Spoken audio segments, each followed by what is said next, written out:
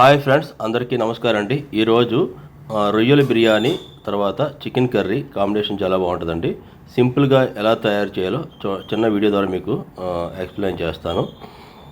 నా ఛానల్ చాలామంది చూస్తున్నారు కానీ ఎవరు కూడా సబ్స్క్రైబ్ చేయట్లేదు. ప్లీజ్ మీకు నా వీడియో కనుక నచ్చితే మీరు నా ఛానల్ని సబ్స్క్రైబ్ చేసి నన్ను సపోర్ట్ చేసిన వారు అవుతారు. ఫస్ట్గా మనం పచ్చిమిరపకాయలు, ఉల్లిపాయలు, పుదీనా కంపల్సరీ అండి. ఏ బిర్యానీ అయినా సరే, బిర్యానీ ఆకు, గరం మసాలా సామాన్లు, ముందుగా నేను రొయ్యలకి ఉప్పు, కారం, ధనియాల పొడి అన్నీ కలిపి ఒక 2 గంటల ముందే పెట్టుకోండి. ఈ పెద్ద సైజు రొయ్యలండి. నేను ఎప్పుడు కూడా నూనె అయితే మటుగా నేను పల్లీల నూనె వాడతానండి. టేస్ట్ బాగుంటుంది. నెయ్యి కూడా వేయచ్చు. ఫిష్ ఐటెంలో నెయ్యి బాగోదని చెప్పి వేయలేదు, నేను ఓన్లీ పల్లీల నూనెతో చేస్తున్నాను. ఫస్ట్ గరం మసాలా సామాన్ మనం వేపుకోవాలండి. తర్వాత ఆనియన్స్ కొంచెం పెద్దగా కట్ చేయాలండి. బిర్యానీలోని చిన్న గుండెలా కట్ చేసుకోకుండా. ఇది బ్రౌన్ షేడ్ వచ్చి వేపిన తర్వాత మనం ఇందులోని జింజర్ గార్లిక్ పేస్ట్ కంపల్సరీగా వేయాలండి. బిర్యానీకి జింజర్ గార్లిక్ పేస్టే మంచి వాసన. ఈసారి నేను రెడీమేడ్ తీసుకున్నానండి, స్వస్తిక్. ఎందుకంటే వర్షాల వల్ల అల్లం దొరకట్లేదు సరిగ్గా, వెల్లుల్లిపాయలు సరిగ్గా దొరకట్లేదు. అందుకే రెడీమేడ్ తీసుకున్నాను. 2 స్పూన్లు వేసానండి. నేను చేసేది అంటే కేజీన్నర రొయ్యలకి తీసిన తర్వాత మనకి 30 కేజీ రొయ్య పప్పు అనేది వచ్చింది. ఇంకెక్కువే వచ్చి ఉంటుంది. అది ఎర్రగా వేగిన తర్వాత మనం పుదీనా అప్లై చేసుకోవాలి. రైసు నేను కేజీ రైసు యూజ్ చేస్తున్నానండి, ఎందుకంటే రొయ్యలు ఎక్కువ కాబట్టి.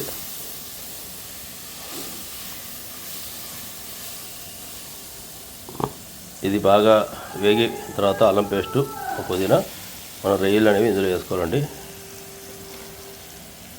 మీరు తక్కువ రొయ్యలతో కూడా చేయొచ్చు, కానీ ఎక్కువ ఉంటే మనకి టేస్టీగా ఉంటుంది రొయ్యలు అనేవి.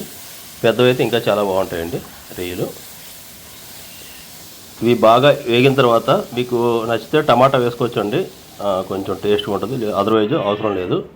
నేను ఇక్కడ చికెన్ కర్రీ కూడా రెడీ చేస్తున్నాను, ఇన్స్టెంట్గా రెడీ చేస్తున్నానండి. దీనికి కూడా నేను పల్లీల నూనె వాడాను. నూనె బాగా వేడెక్కిన తర్వాత మనం ఉల్లిపాయలని యాడ్ చేసుకొని బాగా వేగిన తర్వాత అల్లం వెల్లుల్లి పేస్ట్ వేయగలను.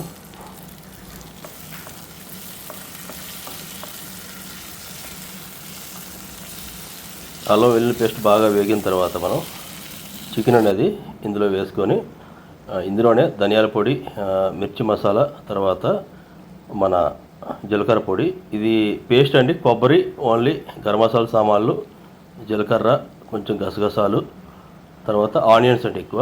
నేను 1 కేజీ ఒకేసారి తయారు చేస్తాను. ఇది ఫ్రిడ్జ్లో పెట్టుకుంటే ఏం పాడవదండి. ఎయిర్టైట్ కంటైనర్లో పెట్టుకోండి. ఇది నాకు 1 వీక్ 10 డేస్ పైన వస్తుంది. రెడీమేడ్గా మనం ఎప్పుడు కూడా చేసుకుంటే పర్లేదు, లేదా అదర్వైజ్ మీరు ఇలా చేసి స్టోర్ చేసుకుంటే పర్లేదు. రైస్ నేను 3.5 పావులు వేసానండి. దానికి వాటర్ అయితే నేను తగ్గించానండి, 1 గ్లాస్ వాటర్ తగ్గించాను. మామూలుగా డబల్ వేస్తాం కదా, మనం 1.5 గ్లాస్తో తగ్గించవచ్చు. ఎందుకంటే ఆనియన్స్లో కూడా వాటర్ ఉంటుంది కాబట్టి. ఇది చికెన్ గట్టిగా అయిన తర్వాత మనం ఉప్పు తగినట్టు చూసుకొని టేస్ట్ దీనికి చూసుకోవాలి కదా. గ్రేవీ చాలా టైట్గా వచ్చింది. పుదీనా వేసి సర్వ్ చేయొచ్చండి. ఫైనల్గా రెడీ అయిందండి బిర్యానీ. మీరు చూడొచ్చు, పర్ఫెక్ట్ కాంబినేషన్ అండి. ఎక్కడ కూడా రైసు మనకి ముద్దలా అయిపోలేదు, చాలా ఫ్రీగా ఉంది. ఇది వేడివేడిగా సర్వ్ చేసుకొని రైతా ఉంటే రైతాతోని తర్వాత మీరు చికెన్ కర్రీ తింటే చాలా ఇంట్రెస్టింగ్ ఉంటుంది. ప్లీజ్ ఇటువంటి ఇంట్రెస్టింగ్ వీడియోస్ కోసం please subscribe my channel, support me. నమస్కారం.